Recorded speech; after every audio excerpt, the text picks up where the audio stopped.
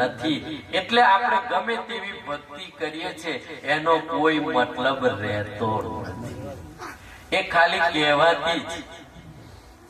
પણ ભક્તિ ક્યારે કરી કહેવાય કે જ્યારે આપણને શાંતિનો અનુભવ થાય, આ જીવાતમાં ઠરે, ત્યારે એવું જાણવું કે આપણે જીવનમાં ભક્તિ કરી છે.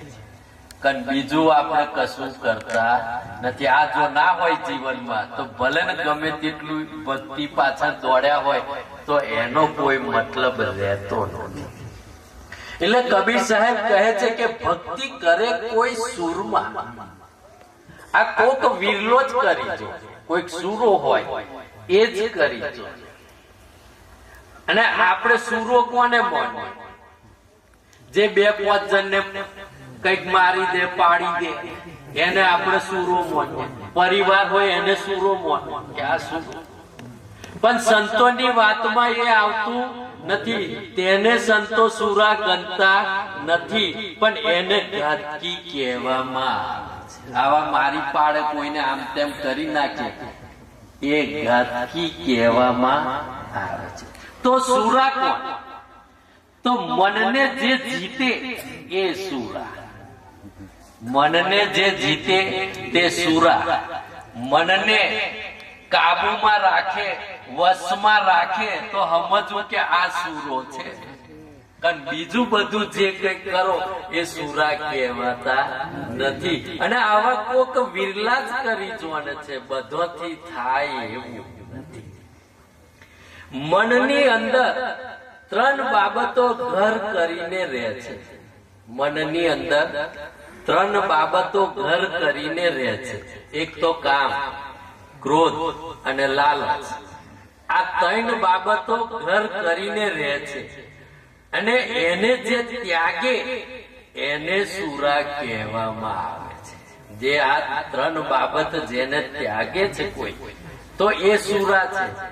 કારણ બીજા સુરા કહેવાતા નથી. એટલે સંતોની વાત આખી જુદી છે અને આપણી પણ વાત જે છે એ બધી જુદી છે. એટલે જ કબીર સાહેબ કહે છે કે કામી, ક્રોધી, લાલચુ વિશે ભક્તિ ન હોય.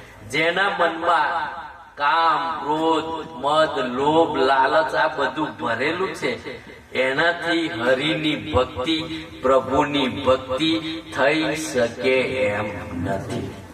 અને એટલે જ હરજીવન દાસ મહારાજ કહે છે કે કામી, ક્રોધી, લાલચુ ત્યજો તેનો સંગ. કામી, ક્રોધી, લાલચુ ત્યજો એનો સંગ. કામી હોય, ક્રોધી હોય, લાલચુ હોય, એનો ક્યારેય સંગ કરવો જોઈએ નહીં. એનાથી છેટા રહેવામાં જ મજા છે. પલ એક પાસે બેસીએ હરજી લાગે રંગ. પલ એટલે જો પલ હોય એટલે સન એટલો હોય એમનો જો સંગ કરીએ તો એનો રંગ લાગી જાય. એટલે આ કેટલા કહેવાય, કોચીડા જેવા જ હોય, એનાથી હોય વધારે છે.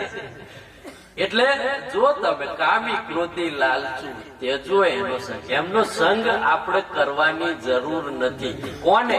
જેમને ભક્તિ કરવી છે તેની વાત. જેમને નથી કરવી તો એને કોઈ ચિંતા નથી. પણ જેમને ભક્તિ કરવી છે તો આ બધાએ એમનાથી છેટા રહેવાની જરૂર છે. બાબુરામ મહારાજ પણ કહે છે કે કામી, ક્રોધી, લાલચુ રાગ દ્વેષીલા છે. કામી હોય, ક્રોધી હોય, લાલચુ હોય, રાગ દ્વેષીલા જે જન છે, બાબુ પલમાં એ કરે નકામો નર્તન. આ જયારે બધું આપણી મય આવી જાય ને એટલે સમજી લેવાનો કે આપણું આ જે નર્તન જે મળ્યું છે એ નકામો જાય છે. અને બીજોનો હોય જાય, એનો સંગ કરે એ જાય, અને પોતે જેને આ બધા છે દુર્ગુણો એ ધારણ કર્યા છે એનો પણ નર્તન નકામું જાય છે. એટલે કીધું કે આવા જે છે એ ભક્તિ કરી શકતા નથી. તો કામી, ક્રોધી અને લાલચુ આ 3 જે પ્રકાર કબીર સાહેબે જે બતાયા છે એ હોય સમજવા પડે કે ભાઈ કામી કોને કહેવાય, ક્રોધી કોને કહેવાય, લાલચુ કોને કહેવાય, એ વાત હોય સમજવી પડે. તો તો કામી કોને કહેવાય એના વિશે હરજીવન દાસ મહારાજ કહે છે કે કામ એ તો કાળ તનો નક્કી બીજો ભાઈ જાણે. આ જે કામી છે ને એનો ભાઈ કોણ, એનો ભાઈ કોણ? તો કાળ એ એનો બીજો ભાઈ છે. વિચારી જો તો બધા વ્યાધિનું એ મૂળ છે. વિચારી જોઈએ તો વ્યાધિનું મૂળ કયું? તો આ કામી.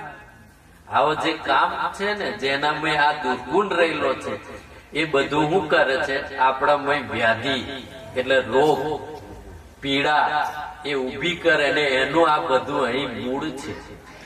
નિંદ્રાનો વિરોધી, તમે જો નિંદ્રાનો વિરોધી અને દુઃખનો દાડો લાવનારો, નિંદ્રાનો વિરોધી અને દુઃખના દાડા લાવનારો, બધા એના માહે રહ્યા કપટ અને કૂડ છે. એની માં બધું જ આ રહેલું છે. કૂડ કપટ જે કઈક છે ને બધું કપટ વિદ્યા નહીં બધા કરતા, બધી અલગ અલગ છે. કેવા જઈએ તો વરહો હોય જતો, એટલી બધી કપટ વિદ્યા છે. આ બધું અન્મય રહેલું છે. ધન ધાન્ય આબરૂના કાકરા કરાવવા, ધન ધાન્ય અને આબરૂના કાકરા કરાવવા પોતાના થાય છે અને બીજો ના હોય કરાવે છે. સુરી સારી પણ આ તો સદા એનું સૂળ છે. સુડી સારી, આ સુડી થી નહીં ઘા થાય છે. એ ઘા કેટલા પૂરતો? દવાખાને જઈએ અને ટ્રીટમેન્ટ થઈ જાય તો એ દુઃખ છે તે બધું મટી જાય છે. પણ આજે આ કામ જે કહીએ છીએ, કામી જે કહીએ છીએ, એ દુર્ગુણ જેનામય હોય છે તે એ સદાને માટે સૂળ ઊભું કરે છે. એ ક્યારેય મટતું નથી. મળતો સુધી એ લાગેલું રહે છે. નથુદાસ પ્રતાપે હરજી કહે છે ભાઈ એને જે વળગ્યું છે ને અંતે એ બધું ધૂળ છે.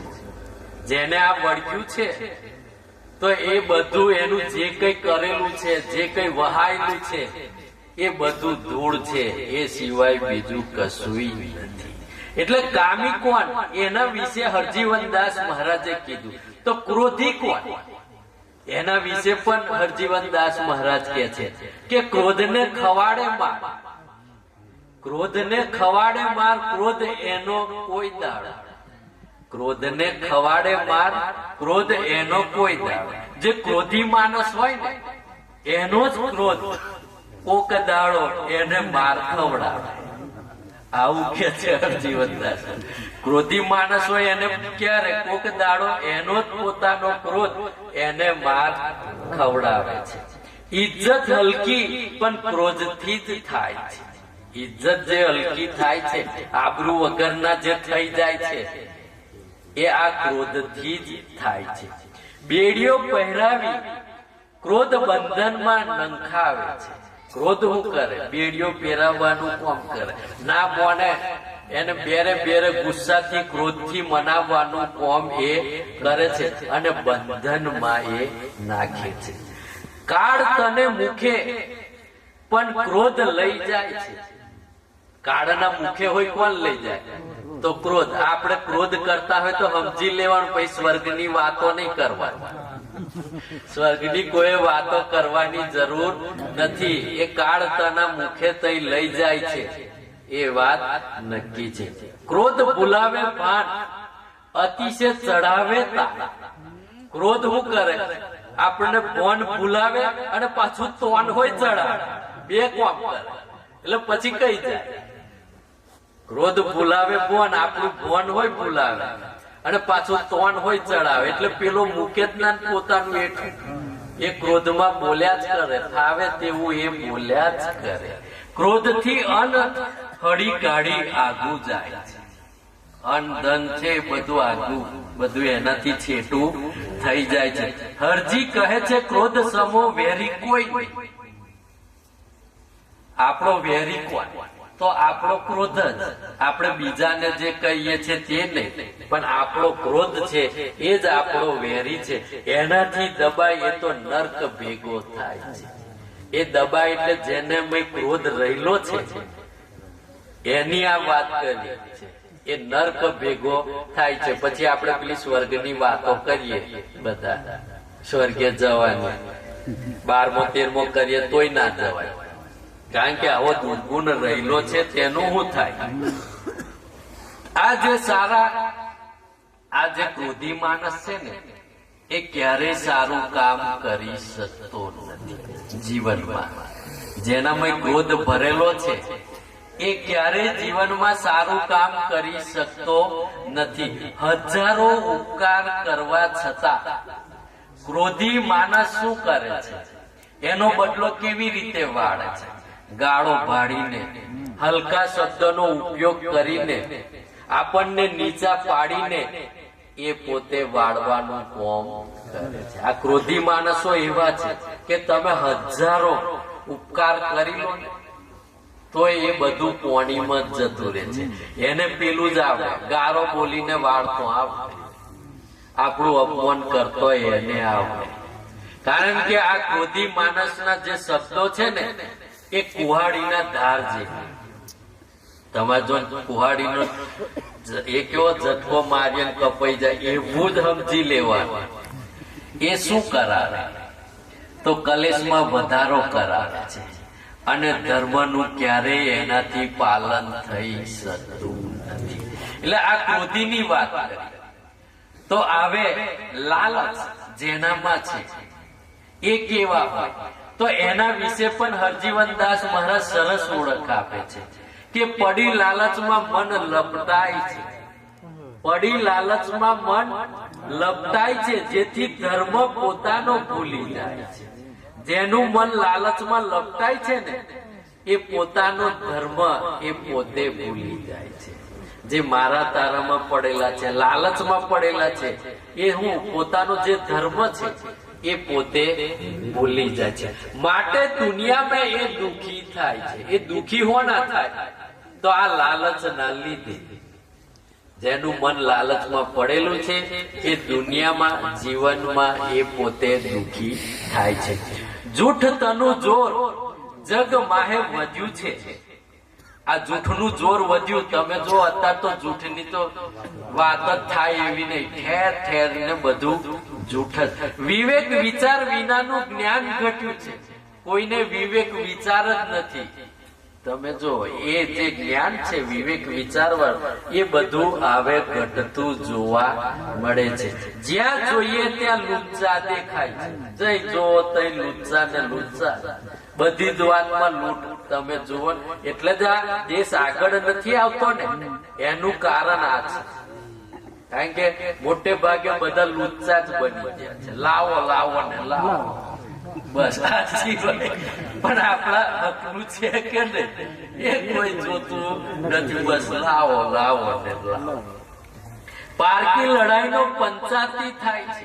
આજે આવા હોય છે ને તે પારકી લડાઈ જે કઈક થાય એમાં પંચાયતી એટલે પક્ષ પોતાનો સાક્ષી તરીકે રહે છે. કશું જ જોતા ના હોય વાતમાં તોય સાક્ષી રહે.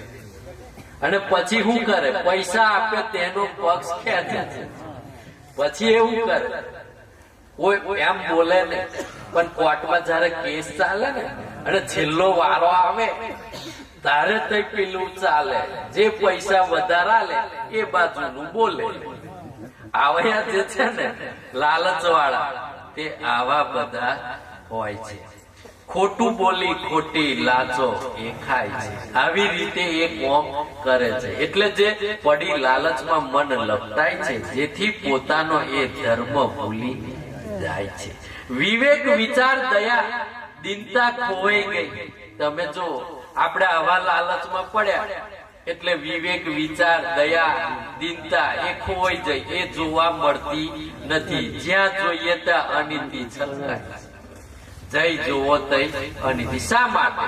કારણ કે પેલી લાલચ આપણને આવી ગઈ છે એટલે જય જુઓ. કેમ કે અનિતિ કરો તો જ પેલું પોહાય એવું છે, અને પોહાય એવું નથી. માટે હરજી હંમેશ હાય હાય હાય.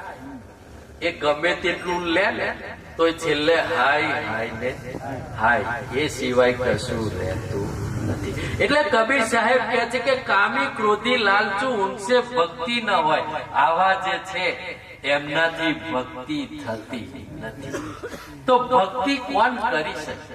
એ બધી વાતો આજે આપણે સમજવાની છે.